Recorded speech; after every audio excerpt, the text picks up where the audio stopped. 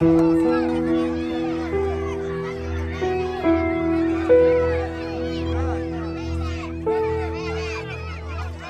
খাবারের আশায় সারিবদ্ধ হয়ে দাঁড়িয়ে আছেন যুদ্ধের সর্বস্ব হারানো গাজাবাসী। লক্ষ্য একটাই, নিজের ও পরিবারের মানুষের জন্য খাদ্যের যোগান দেয়া। এমন করুণ চিত্রের দেখা প্রায়ই দেখা যায় গাজায়।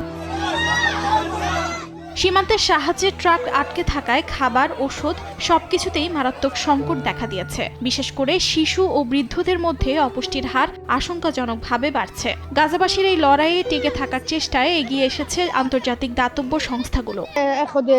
আমি এখানে খাবার নিতে এসেছি কারণ পরিস্থিতি খুবই ভয়াবহ। আমার কাছে কিছুই নেই, আর যেটুকু আছে তা দিয়ে প্রয়োজনীয় কিছুই কেনা সম্ভব নয়। ইসরায়েলের অবরোধে গাজায় খাবার প্রবেশ প্রায় সম্পূর্ণভাবে বন্ধ, যে কারণে 20 লাখের বেশি মানুষ এখন পুরোপুরি আন্তর্জাতিক সহায়তার উপর নির্ভরশীল। মানবিক সহায়তা নিয়ে কাজ করা বিভিন্ন আন্তর্জাতিক সংস্থা জানায়, 6 সপ্তাহের যুদ্ধবিরতিতে দুর্ভিক্ষ ঠেকাতে যে সামান্য অগ্রগতি হয়েছিল তা আবার অবনতির দিকে যাচ্ছে। অর্জিতা শাহজিন, সময় সংবাদ।